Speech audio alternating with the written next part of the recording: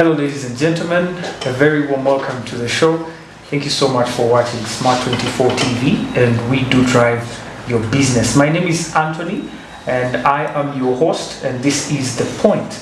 And of course this is Smart24 TV, where we of course give you business content 24 hours a day and 7 days a week. We do bring you of course different expert advice. We do bring you different key players in business sectors here in Uganda, in the East African region, and get you ahead on business matters that will propel your businesses forward, but also get to inform you of what's currently happening in the different stakeholders' dockets. Of course, you can follow the show on Smart24 TV on YouTube at our live stream, that is at Smart24 TV Live.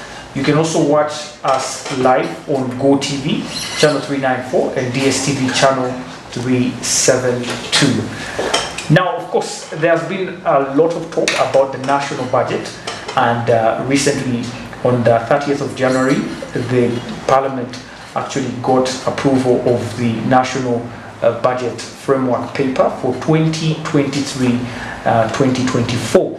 That was of course tabled last year in December in 2022. Now, the proposed budget framework has an increase of over close to 1 trillion Ugandan shillings from last year's 48.1 trillion budget to 49.98 trillion budget in 2023-2024.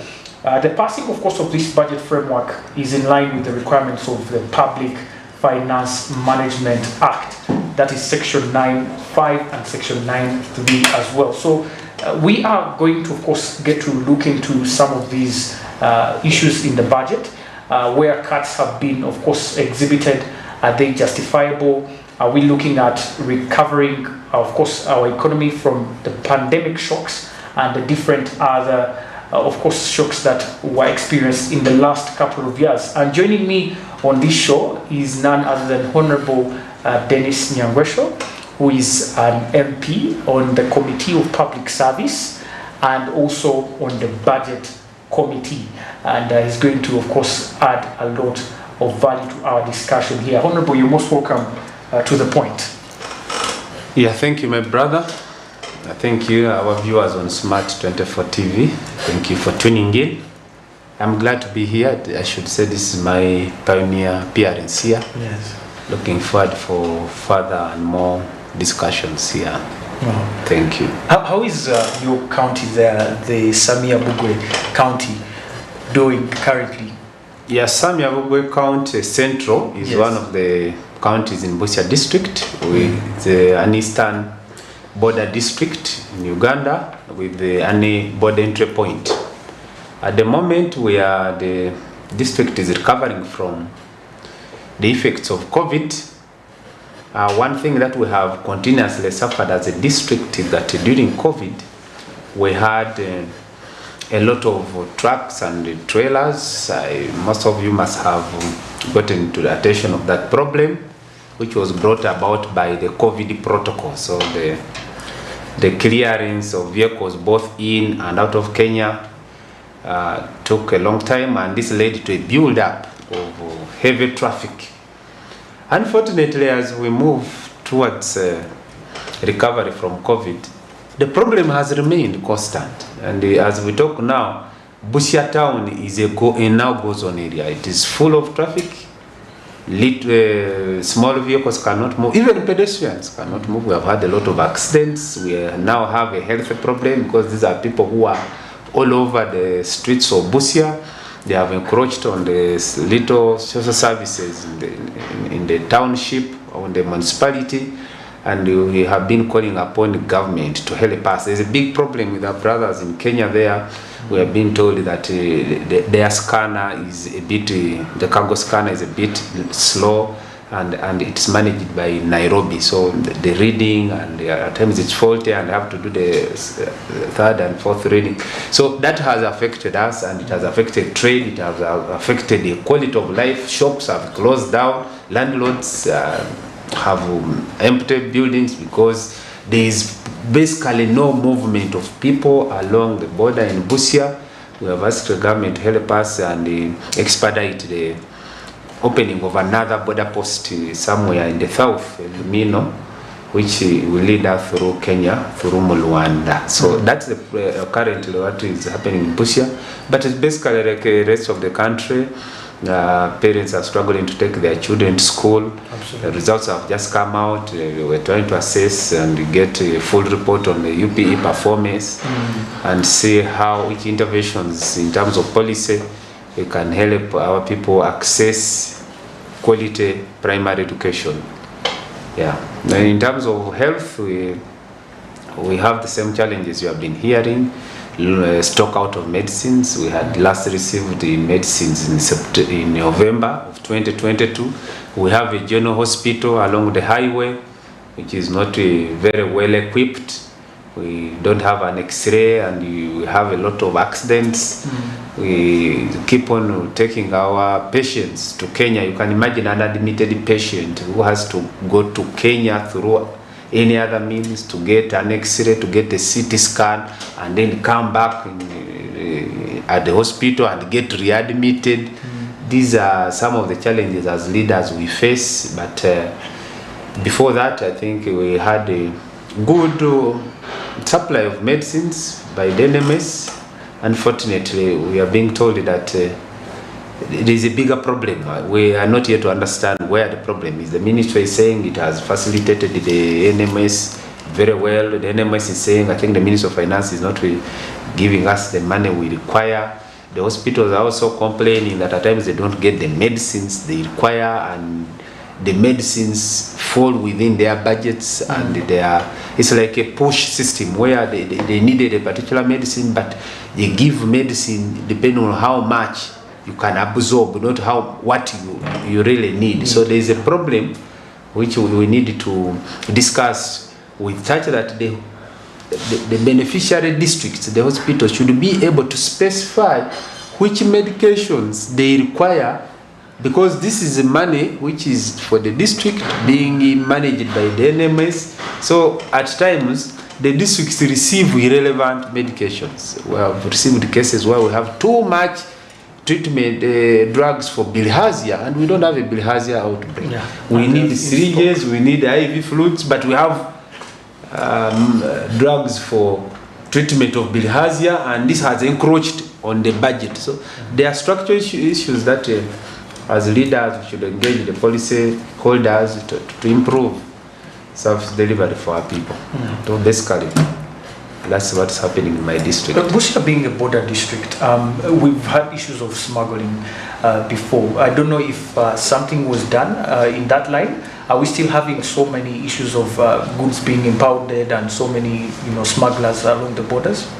There was a lot of stakeholder engagement between the parties and the communities, the border communities. Basically, we realized that what they were referring as smuggling was basically cross-border trading. Everyone would always love to take advantage of his or her strategic location. And definitely, if it is easier to trade between Bugiri and Kampala, and it's not easier to trade between the border this side and border this side, that was the problem. But the Uganda Revenue Authority engaged the communities, especially small business people, such that they would professionalize their business. They should be supported. Routes were demarcated for them to have easy passage of their goods, and also monitored such that the quantities are not those prohibited or required. Those ones which are required to pay taxes were facilitated, because previously it was very hectic for somebody who is carrying 5 kilograms of sugar to require declaration, to require clearing agent. So when this was harmonized, and these small traders, basically women across the border and people with disabilities who are making a living, taking advantage of the border, this was harmonized. And now, the other day, I was even at the border, and I saw women who have been facilitated to pay their taxes very easily without going through middle men or through customs agents, whom we call the clearing agents. So we are getting more the concept of cross-border trading as opposed to the smuggling, the illegal smuggling. So we are now moving very well, and people have taken advantage of that to fight household poverty. Yes, absolutely. Now, getting back to our topic today, the national budget. I understand you're now on the committee for budget and also the public service and local government committee. Let's talk about the 2022-2023 budget first of all. Yes. This was a 48.1 trillion budget, and by the first half in December, I think URA had met its target and actually probably gone beyond its target of collecting revenue, and a lot has happened in there between, and of course it's still more to unveil towards the end of the year. But then comparing that with the 2023-2024 projections that were approved by Parliament, that 1 trillion rise, are we still on a trend where our budget is going to keep on rising and the cuts therein going down? Because when you look at the different sectors inside the budget, most of them experience cuts. The human capital development, agro-industrialization, and many of them, but still on average we had an increase. Are we going to still see this kind of trend in our budgeting very soon? Yeah, thank you so much. I love the way you have brought this into perspective. There's no way we can discuss the budget for 2023-24 without keeping in view the 2022-2023, which is almost now 3 quarters done, because basically March's implementation for 3rd quarter is not yet complete, but the releases is expected to be 100%. So it is, as we discuss the budget for the next financial year, it is important to take stock of the current budget in terms of budget performance, to see that whether we are not biting more than we can chew. That is very important. Many people have been asking us, the budget seems to have increased in nominal terms, but when it comes to the available resources, why has the available resources reduced? For example, in the current financial year, we had 25 trillion as discretionary funds to spend. Unlike the next one, which we are processing, where it is anticipated that discretionary funds will be 22 trillion, despite the increase in the budget from 48 to 49, almost 50. But when you look through the breakdown, you will appreciate how there is almost, it's now becomes almost a paradox that despite the increase, the money available for spending is actually lower. And one, we appreciate the issue of reducing on our debt. And when you look at how we are going to fund some of these, when you look at the budget sources, URA is the only source of income where we expect a rise from the 25 trillion and for 2022-2023 to 28 trillion. The other sources of income to support the budget have reduced. And remember, you have to get all the sources and in order to get the available money for spending. And when you look at just an example, borrowing in this financial year, we projected to borrow domestically 6 trillion shillings domestically. In the next one, because of the big outcry on the issues you raised here, which we shall refer to, there has been a response by the Ministry of Finance and Bank of Uganda to reduce on the domestic borrowing from 6 trillion to 1.5. Yeah, that's a very huge cut. Such that we don't encroach on available liquidity for the private sector to access and help to because they do a lot of work to help and run the economy. So whenever government becomes a dominant borrower, then little money is left for the private sector to borrow, and that's why the interest rates get high, because there's now overcrowding of the market, and everybody will first lend to government because of it is secure bonds and bills before the others go. So when little money remains, the owners of the money increase the cost of borrowing, and that has been the challenge. That's why we are seeing that despite the increase in the budget figures, the available resources are going to reduce, and this is one of instituting fiscal discipline in government. Yes, absolutely. Now you just talked about the URAs there going up from 25 trillion to an equivalent of 28 in the next budget.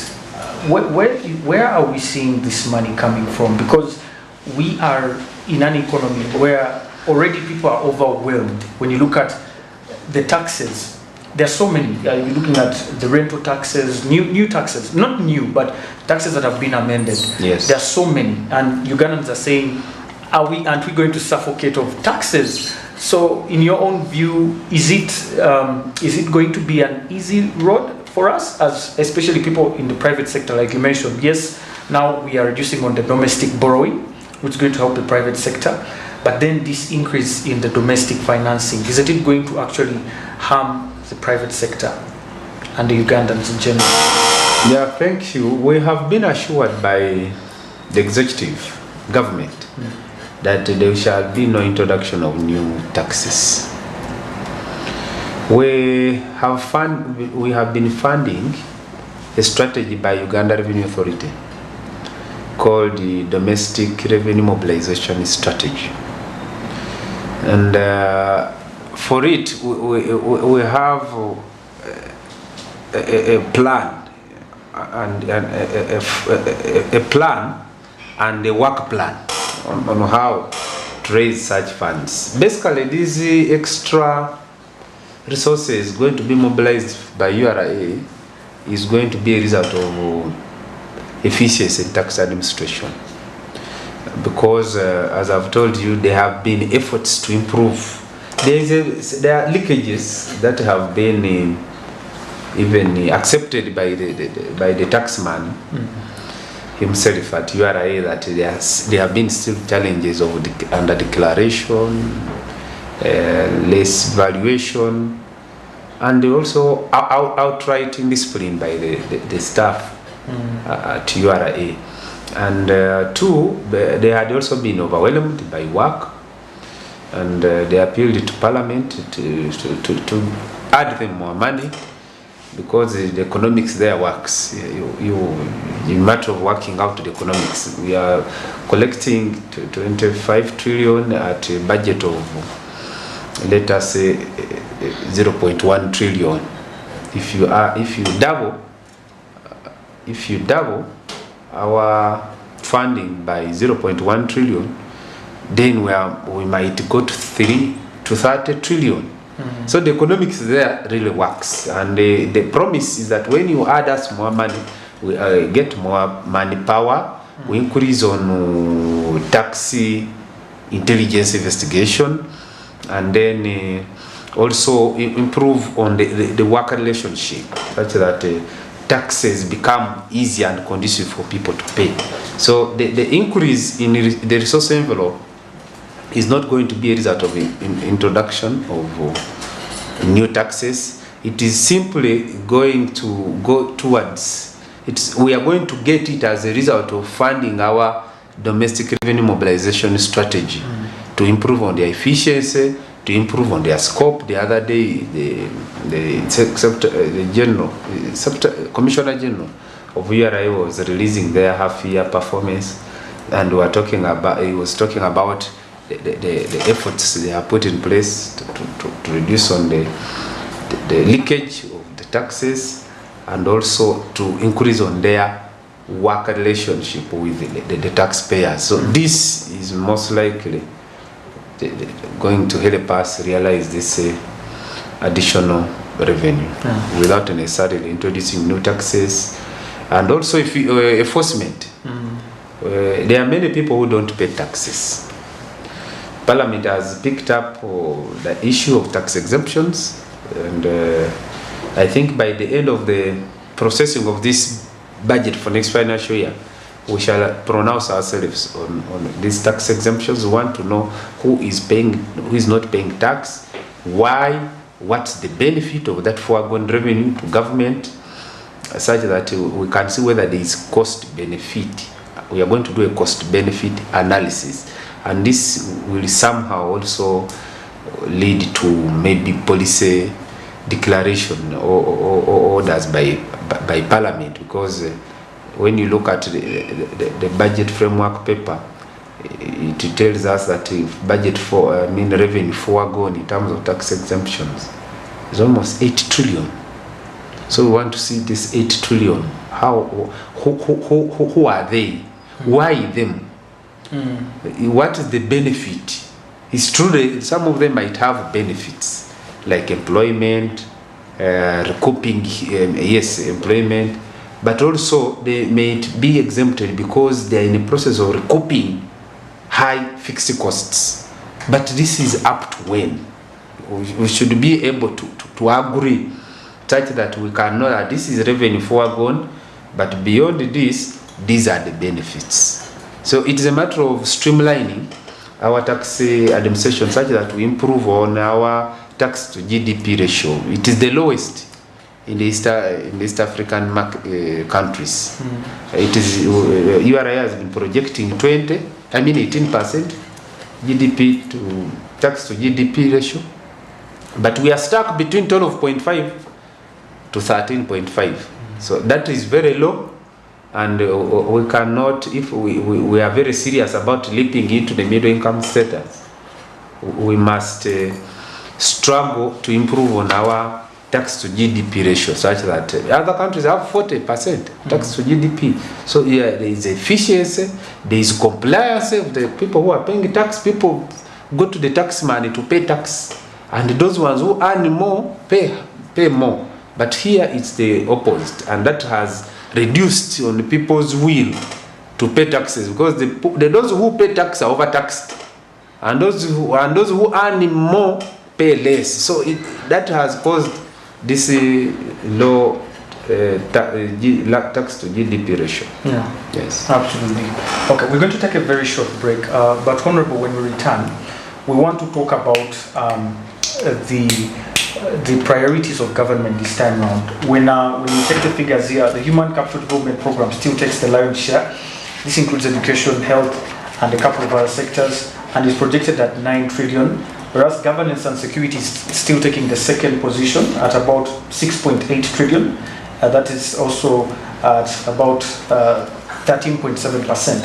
And then when you look at integrated transport infrastructure and services programs, it's projected at close to 4.6 trillion, a 9.3% representation.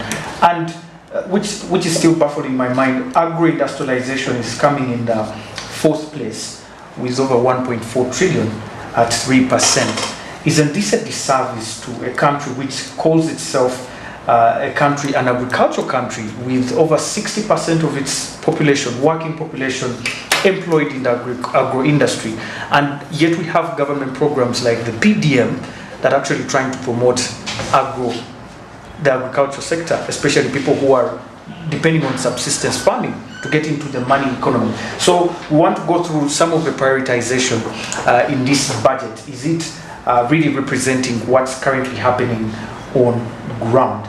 My name is Anthony, you're watching The Point, and I'm talking to Honorable Nyangresho Dennis, who is the MP of Samia Pugwe from Busia District. We are talking about the National Budget Framework Paper that was released and approved by Parliament recently, and currently, of course, undergoing review and discussion ahead of the closure of the financial year 2022-2023. Stay with us. We'll be right back after this short break.